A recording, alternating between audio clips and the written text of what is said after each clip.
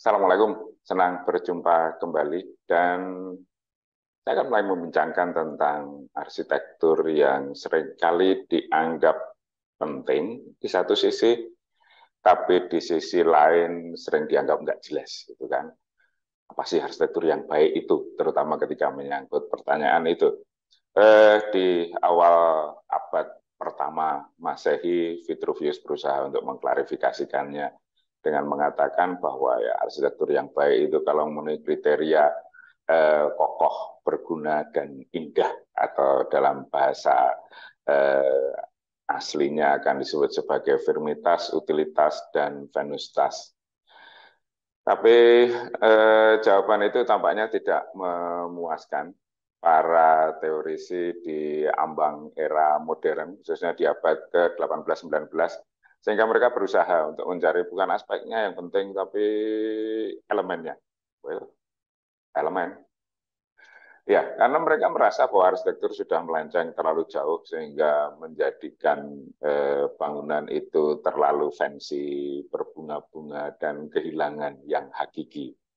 Maka para empu itu pun berpikir keras untuk merumuskan what is the most essential elements of architecture. Yang menulis paling awal tentang elemen yang esensial ini saya kira adalah Bapak Marc-Antoine Laugier, seorang biarawan yang juga menekuni filsafat dan estetika. Bapak Laugier menekankan bahwa kalau kita perlu untuk menengok kembali pada bangunan pertama yang diciptakan oleh umat manusia, maka berspekulasilah Bapak Laugier tentang rumah yang pertama kali itu ketika segala sesuatunya masih simpel, dekat dengan alam, maka dekat dengan yang hakiki. Dan Laugier berkesimpulan bahwa di dalam arsitektur yang esensial tersebut ada sejumlah elemen yang memang penting untuk menjadi rujukan bagi semua penciptaan arsitektur. Dan elemen itu adalah elemen struktural sekaligus elemen arsitektural. Dia tidak membedakan antara keduanya. Elemen kolom atau tiang, gelagar atau balok yang menghubungkan antar tiang, dan segitiga yang membentuk atap, bagi Laugier itulah yang paling esensial dengan merujuk pada rumah yang pertama kali dibangun itu. Mungkin bayangkan sama Nabi Adam pertama kali bikin rumah itu.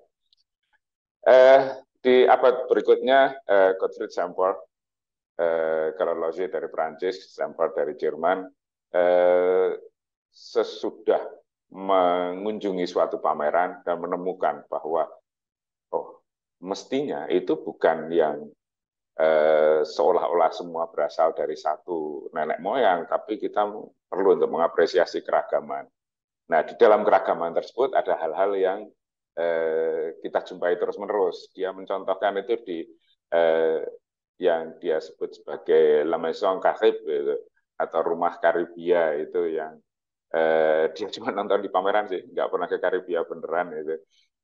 Dan Samper merumuskan bahwa ada sesuatu yang dibentuk dengan cara dicetak, sebagaimana tunggu kita landasan yang dibentuk dengan menumpuk-numpuk batu rangka yang dibentuk dengan mengikat sehingga menjadi atap, gitu, dan selubung yang dibentuk dengan menenun. Ya, Stamper melibatkan proses pembentukan dan mengapa itu dibentuk sehingga elemen itu menjadi yang esensial. Tapi semuanya itu kan Laugier membuat spekulasi tentang rumah yang pertama. Semper berargumen bahwa itu adalah sebagaimana di Karibia sana yang dia belum pernah mengunjunginya. Artinya ada satu tempat yang dianggap masyarakatnya lebih asli, lebih otentik daripada yang dia tinggali selama ini di Eropa. Gitu. Tapi beberapa tahun yang lalu Rem Koolhaas menyusun risalah baru sesudah sekian lama. Tidak disinggung lagi tentang elements of architecture. Kalau Semper puas dengan 4 elemen, maka Koolhaas enggak ya. Dia mengajukan 15 elemen, hampir 4 kali lipat. Dan yang paling penting adalah Koolhaas tidak menggunakan rujukan di suatu tempat yang jauh atau suatu masa silam yang dihayalkan sebagaimana Laugier dan sampel, tapi dia ya realitas kita sehari-hari ini, perkembangan yang terjadi sehingga membentuk apa yang kita hadapi sekarang ini.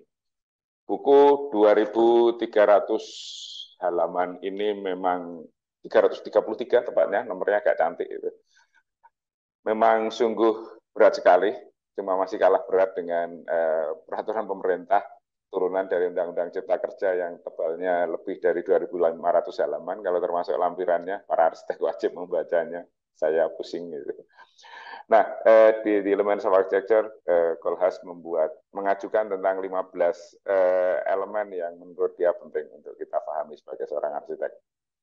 Buku ini sebenarnya kelanjutan dari proyek dia ketika menyajikan di Venice Biennale tentang disappearing architecture, tentang elemen-elemen arsitektur yang lama-lama lenyap gitu kan. Maka dia ingin merekonsiliasinya. Sebenarnya agendanya sudah lama, beberapa tahun dia beserta timnya, 10 orang ya, yang menyusun bagian-bagian ini. 15 floor, ceiling, roof, wall, door, window, facade, balcony, corridor, toilet. Ya, dia memasukkan toilet, elevator, eskalator, stairs, fireplace, and ramp yang diajukan. 5 yang terakhir berkenaan dengan pergerakan elevator, eskalator, stairs, and ramp berkaitan dengan pergerakan vertikal. Sementara bagian yang pertama yang akan kita jumpai di hampir semua bangunan. Gitu. Oke, kalau kita melihat pertama kali saya membacanya, saya juga kaget gitu kan, karena bayangan saya akan mendapatkan introduksi yang cukup panjang tentang what is elemen, kenapa elemen penting untuk kita memahami arsitektur gitu kan. Hakikat arsitektur ditentukan oleh elemen-elemennya, ternyata tidak, semua itu tidak ada.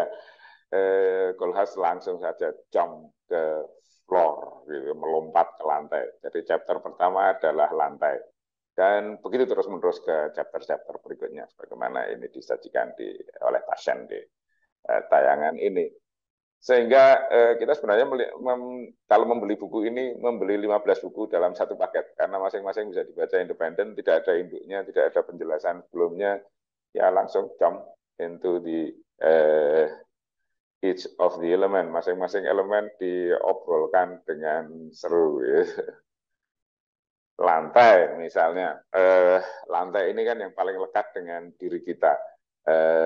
Atap bisa jauh di sana, jendela tidak setiap saat bersama kita, dinding juga berjarak, kadang dekat, kadang jauh, tapi lantai tidak pernah lepas dari tubuh kita. Sehingga lantai menjadi bagian yang paling akrab dengan keseharian kita. Dan dari situ Kohlhaas mengeksplorasi tentang perkembangan dari masa ke masa, karakteristik dalam setiap perkembangan tersebut, serta tantangan-tantangan ke depannya. Di atas lantai ada ceiling, dan ceiling ini yang sebenarnya pertama kali atau menjadi bagian yang terpenting dari yang disajikan Kohlhaas di Venice Biennale, karena dia melihat bahwa dulu di masa Renaissance dan masa-masa sebelumnya yang namanya ceiling itu adalah representasi semesta. Kubah pantheon yang agung itu akan dilihat dari dalam ceilingnya, gereja-gereja yang mewartakan kisah-kisah suci lewat lukisan-lukisan yang ada di ceilingnya. Tapi sekarang ceiling itu menjadi tempat untuk menyembunyikan ducting AC dan piping, wiring dan sebagainya. Dia adalah cover utilitas saja, sehingga karena datar dan segala sesuatunya utilitarian di balik ceiling itu tidak ada misteri agung. Yang ada adalah engineer yang akan menginstall itu. Sehingga daya pikat atap sebagai elemen utama arsitektur mungkin akan berubah. Gitu kan. Dia menyajikan misalnya sangat cakupannya cukup luas itu ceiling-ceiling teater yang di satu sisi karena pertimbangan akustik memerlukan bentuk-bentuk yang khusus, tapi itu juga kadang termanifestasikan ke bentuk luarnya sebagaimana Sydney Opera House. Kadang ceiling semata-mata urusan interior karena dia bisa dibentuk dari ruang kubikel yang biasa, tapi bisa juga menjadi perayaan eksterior yang akan dapat disaksikan dari kejauhan. Iya, Koolhaas juga menyajikan tentang ceiling di dunia Islam yang motif-motif geometriknya luar biasa.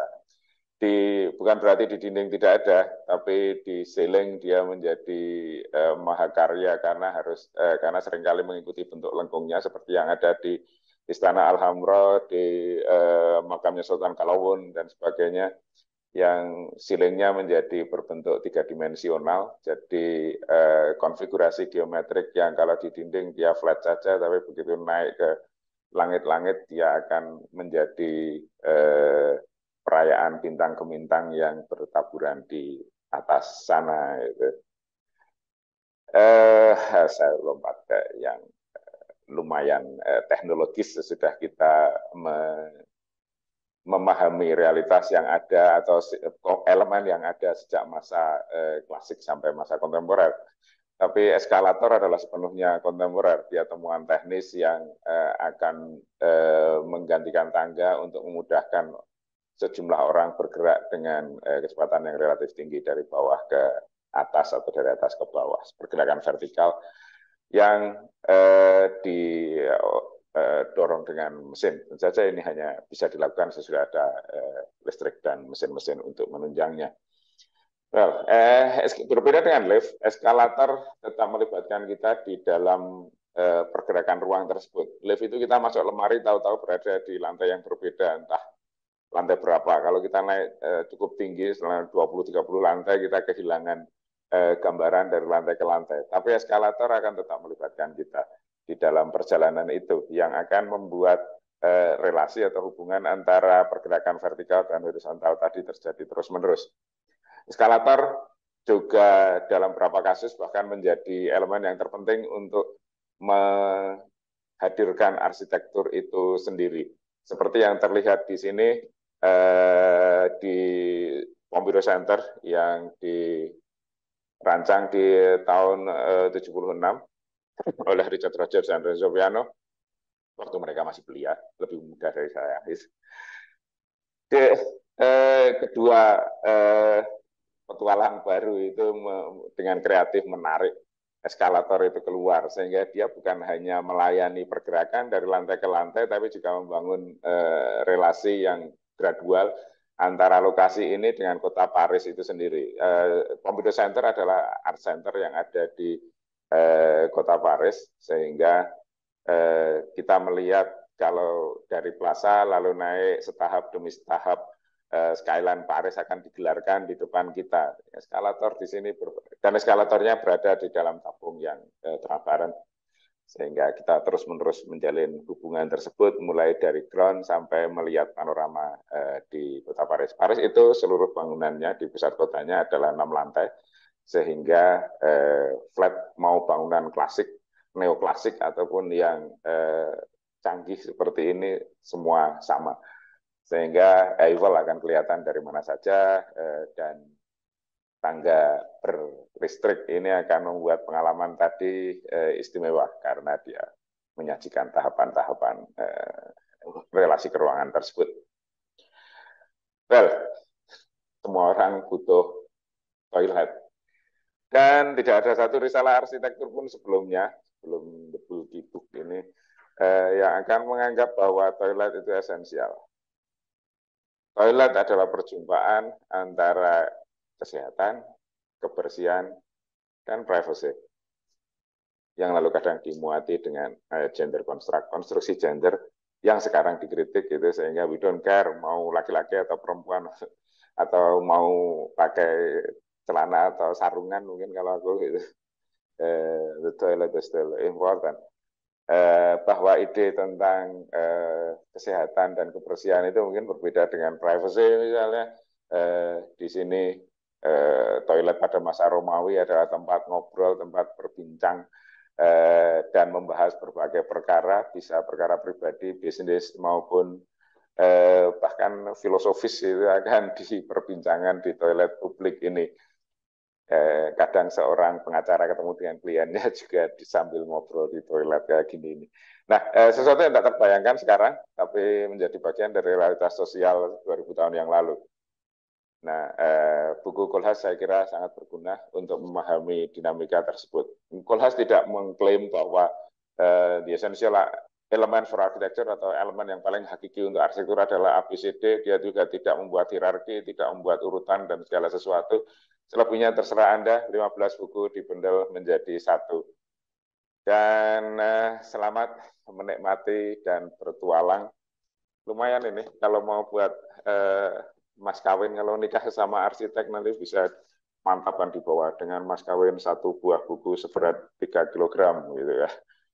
Dibaca tunai, lalu baca di depan itu. Ya, terima kasih.